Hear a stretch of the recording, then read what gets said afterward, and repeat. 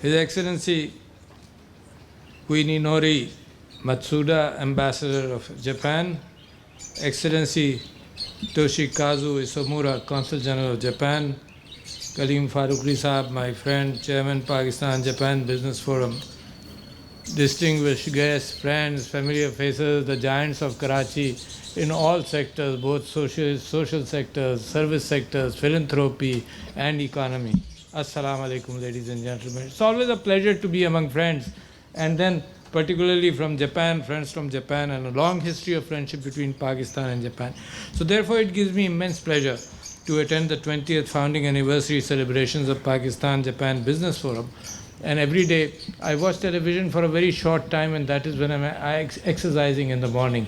So in the last 1 month, there were these small advertisements talking about the Japan Pakistan Business Forum, and a number of interviews from people sitting here who talked about the improving relations, and that is why I was familiar with the fact that this is the 20th founding anniversary. I believe that the Japanese experience, the investment of Japan and Pakistan has been there for quite some time.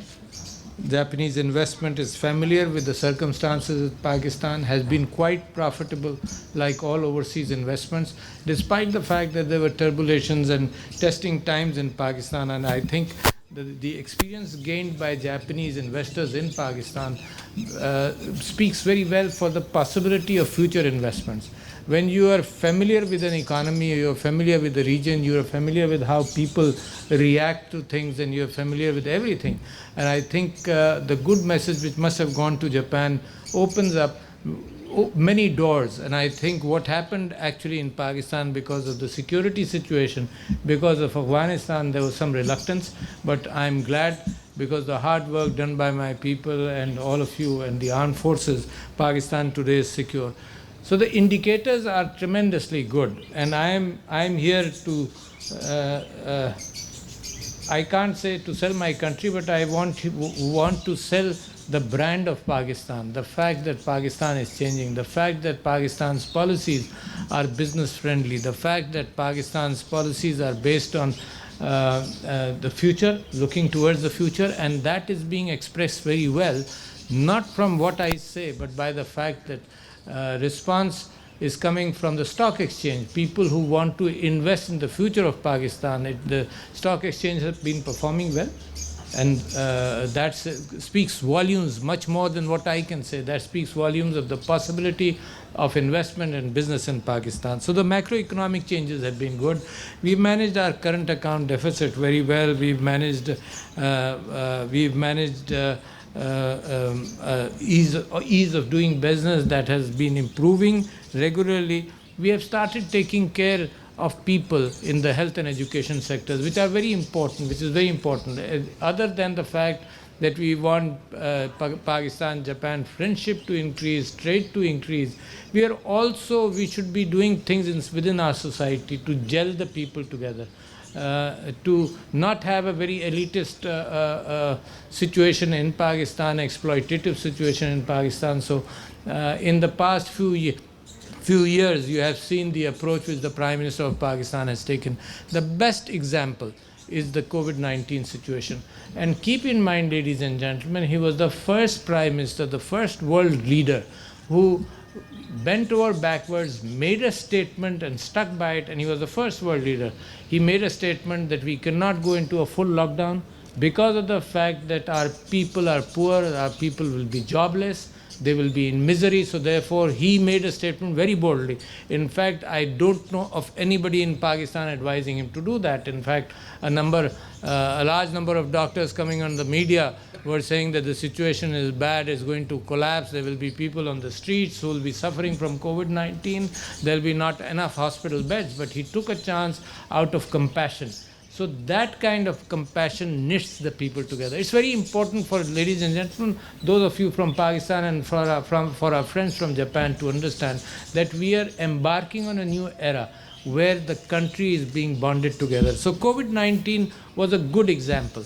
whereby, and the results were very good. We managed a lot of discipline. And Your Excellency, I've been always talking about, when we talk about discipline in society, the best example comes to me from discipline among the Japanese people. And I've narrated it quite often. And I've said that sometimes what happens is how people react.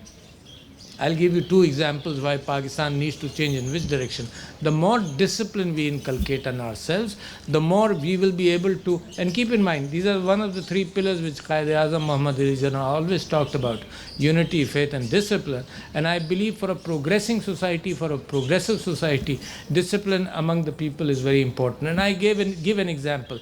After the earthquake and the tsunami, the destruction in the reactor and the people who suffered there, I remember very vividly an image which I talked about to Pakistani people. I remember the image that there were 200 people in line waiting for one bottle of water. Nobody broke the line. That's the discipline from Japan. That's what we've learned.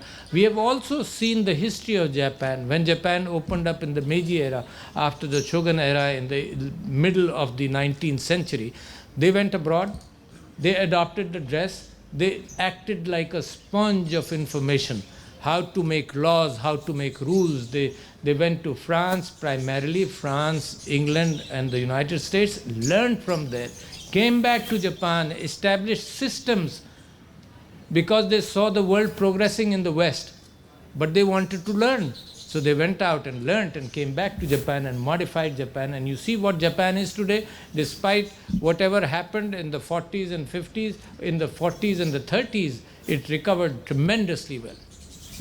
So there's an admiration within me, and that's what we want to talk about to the people of Pakistan. For example, I traveled 4 or 5 days ago on the BRT in Peshawar, and I went in incognito, but of course when people recognized me, and there was this old man who was saying, देखो ये लोग line नहीं लगा रहे और यहाँ पर कोई पुलिस वाला होना चाहिए, meaning that said that somebody should be here to impose a queue. And I told him that as soon as you land in Dubai or anywhere else, you yourself, and I asked the old gentleman, have you been abroad? He said he had been to Dubai. And I told him, what happened there? What, did you see a police wala forcing you into a queue? He said, no. So I said, that's what you have to do here in Pakistan also. So there is so much to learn from the world. And countries that make progress learn from whatever has happened. They do not reinvent the wheel. They see what things, in areas where things have improved and why they have improved. And there are quite a few books I can recommend to avid readers in this place. You know, Kaleem Farooqi Saab, this was the English Speakers Forum. You was here, so I'm sure there are many avid readers. Why Nations Fail is a very good book by Mr. Acemoglu and Robinson. And they take examples of neighbors going different ways. They take examples of countries which had different policies. The right judgment, the right leadership is very important. And I give you a very good example of Pakistan. Not a political example, because those come easy to me, but I'll avoid them here. So there's a good example I must mention to you. If you have, those of you who have been to Hunza, for example, on the Karakoram highway. So as you go upstream towards the Khunjurab Pass, you go on the right of the river. You're going upstream, the river is flowing down, is the left bank of the river, but you're going right, on the right side of the river. And as you move up, there are two villages, which were villages at that time when decisions were made. One was Hunza on the left, and the other was Nagar on the right. So the Karakoram highway was supposed to go along Nagar, right up to Khunjurab Pass. The elders of Nagar sat down and decided that we don't want a road, because roads will bring in, they didn't think about prosperity. They said roads will bring in a culture which is alien to us. We don't want the roads. They sat together, they deliberated for 2 months and decided they don't want a road. So before Nagar, the road moves to Hunza, goes along Hunza, After Nagar, it rejoins at the same site. Today, if you go there to Nagar, everyone talks about that fact. Decisions made poorly at the time when better decisions could have been made. So this is what I mean today. Pakistan is at the tipping point. Why I say that all indicators, actually all of you are from the business community, all indicators. I talk about the common man, but that is politics. We can talk about that. We can talk about the fact that crumbs will fall down from the table. But beyond that, the SARS program, we couldn't afford much, but we still helped the people during the COVID crisis. That's bonding. That's the promise which Pakistan has made in the Constitution of Pakistan to look out for the poor people. Pakistan has started an insurance scheme on health, in the health sector. We want to increase education, the entire coverage of education, but those are all areas where the government's intention should be there, and that is the only way to change Pakistan. Meanwhile, what do we do? Meanwhile, how do we improve our economic prosperity? And that is why there is a paradigm shift in what the imagery of Pakistan, the government has decided, the Riyasat or the state has decided should be in the future. Pakistan is of geostrategic importance. That's what we've talked about. And as far as Afghanistan and as far as the confluence or conflict in the region is concerned, Pakistan came under that conflict. We have done a tremendous job of fighting terrorism, tremendous job. No country in the world has done so much. No country in the world has experienced so much. Countries have failed.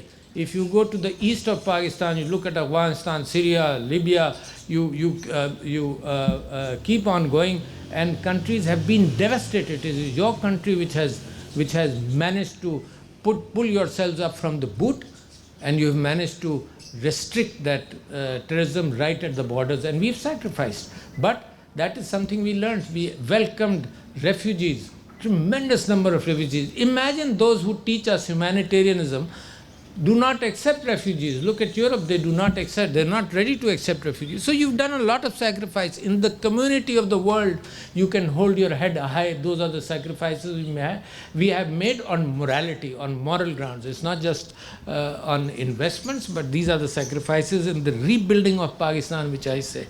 So today, the policies in the construction sector in the SEZs, special economic zones, and STDs, special technology zones, there are opportunities opening up, and the policies of the government made in consultation with all of you have started giving dividends. Now this is the ground on which we are then asking for investments. So the ground has to be prepared.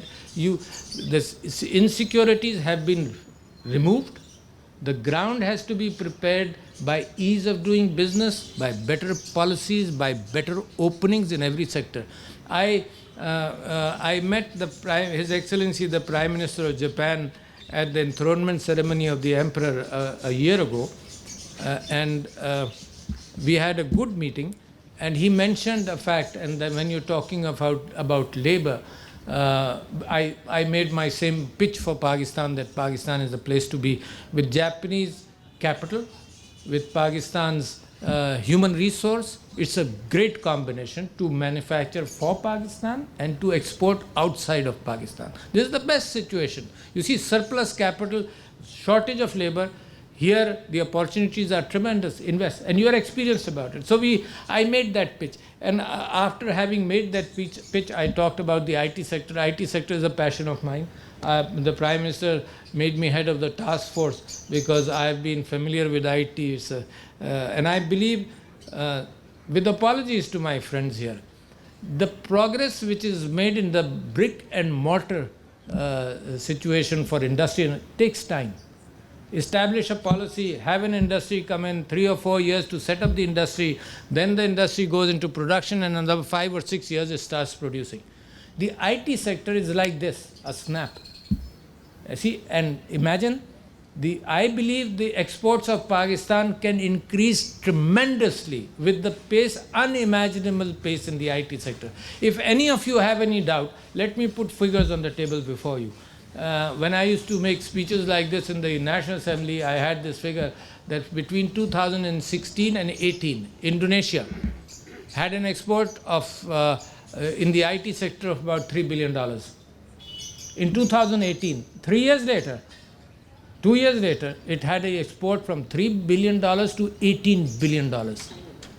Can you imagine that in the brick and mortar sector, the quantum of exports jumping from 3 to 18?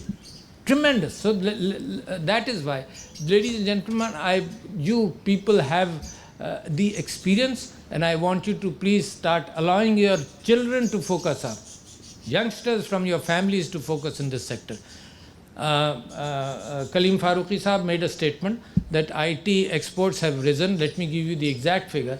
In the 6 months ending in December of this fiscal year, the IT exports of Pakistan were more than the total exports Pakistan did in 2018. The IT exports in the 6 months were more than the total exports. The figures in the software area are that Pakistan has the as far as innovation and freelancing is concerned, Pakistan has the 4th number of freelancers available. So the things are happening.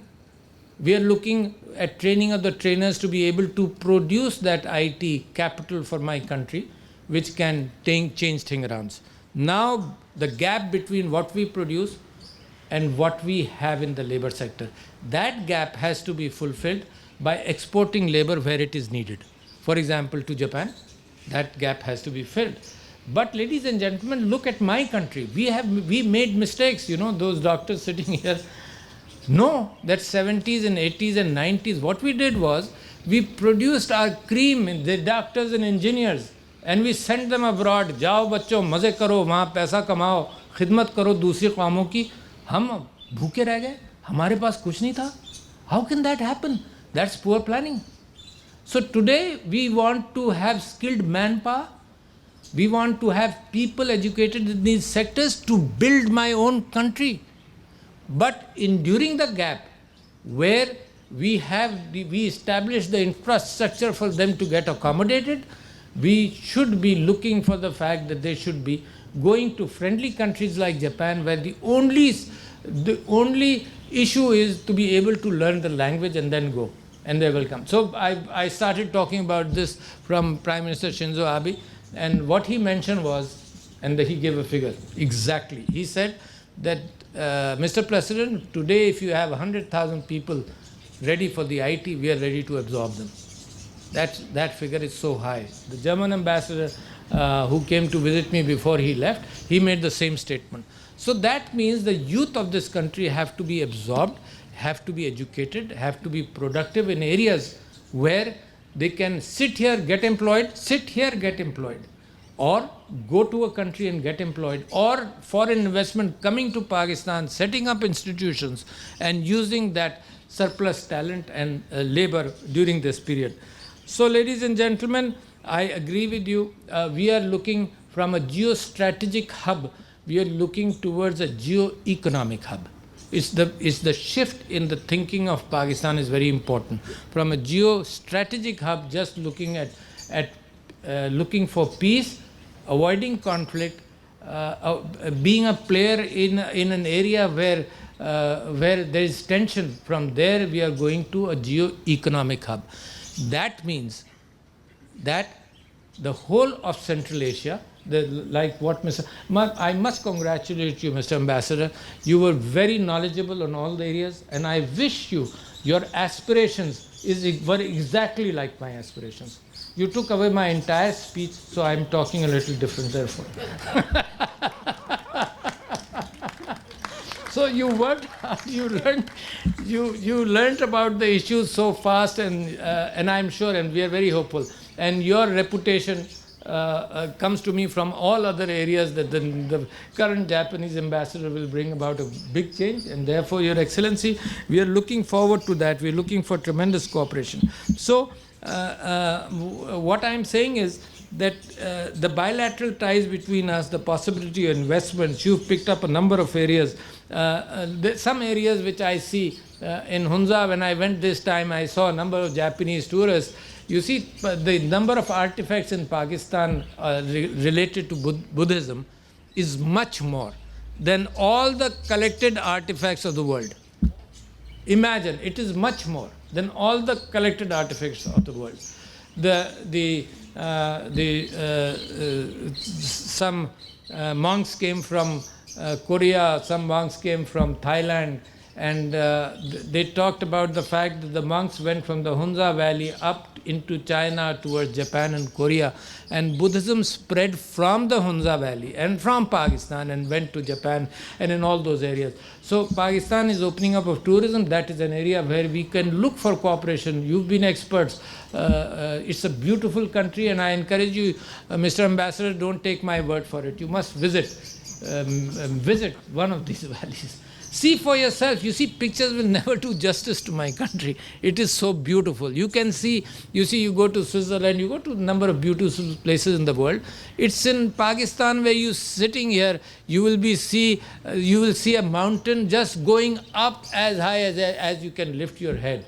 You're as close to the mountains and the rivers and the beauty of Pakistan. The Atabad Lake, for example, is one of the most beautiful blue lakes I have ever seen in the world.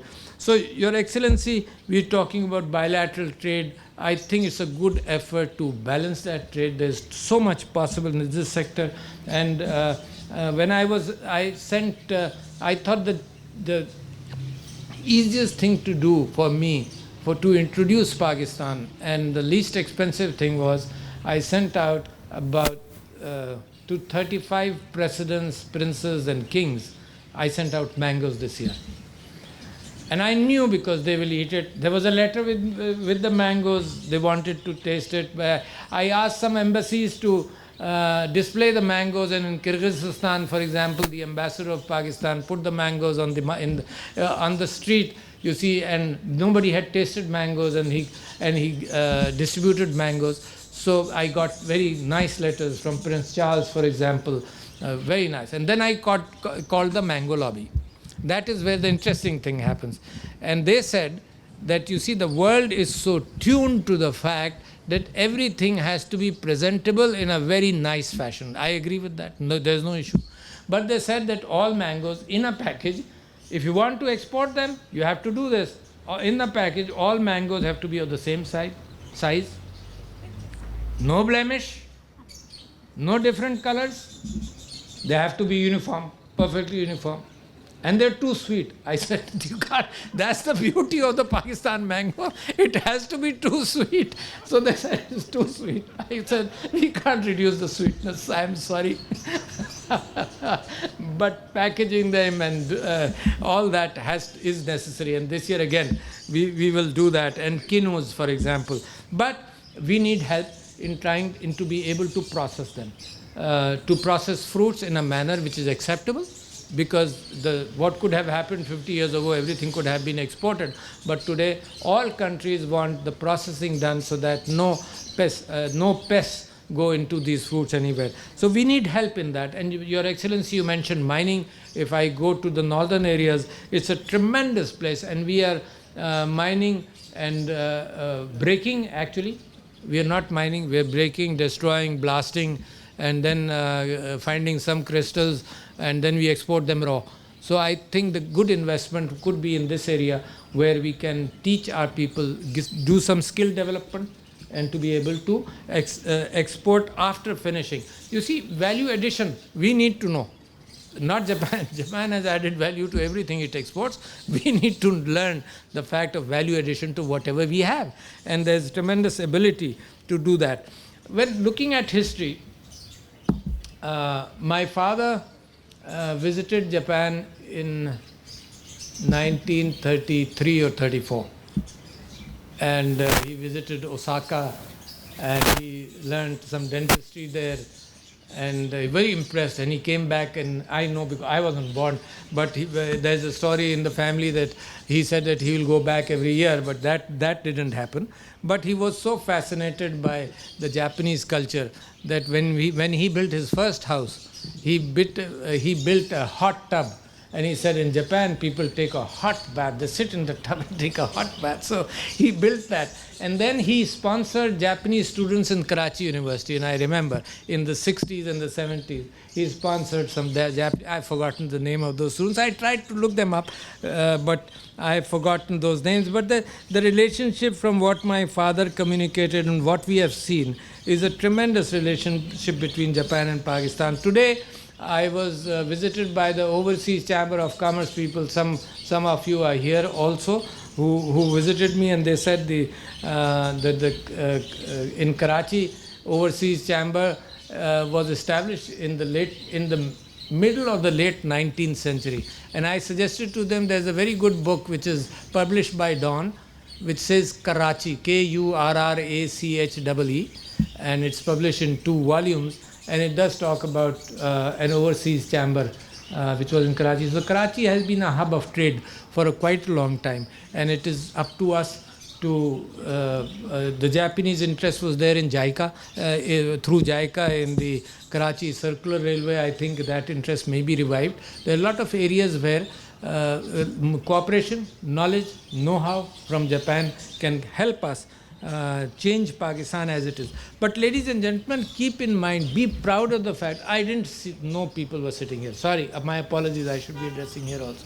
So ladies and gentlemen, Pakistan is at a tipping point. Pakistan is changing. Pakistan has a youthful population. Pakistan, if we are able to go in the direction which we have chosen in the last few years, I think the potential is tremendous. We have shown to the world a number of things. We have learned to create unanimity in the people of Pakistan. We have learned not to polarize our own people. And it is dangerous. As peace comes to Afghanistan, there is an opportunity for all of you.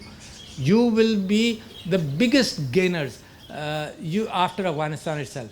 The biggest losers were Afghanistan. The biggest gainers will be Afghanistan.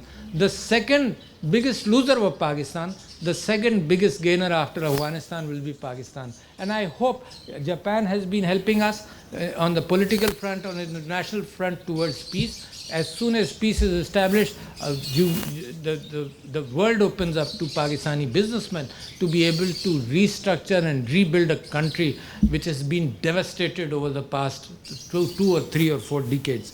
So that is one of the opportunities where I believe more and more cooperation and Japanese input in Pakistan will open up those areas also. The communication between Central Asia and Pakistan, and tomorrow I'll be there at the Aman exercise also, where you mentioned that the Japanese destroyers here.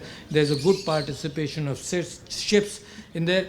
Your Excellency, we should be looking for peace. We should be not dividing the world. We should be trying to unite the world. The insecurities in the human mind translate into insecurities within the family, translate into insecurities within communities, translate into insecurities within nations.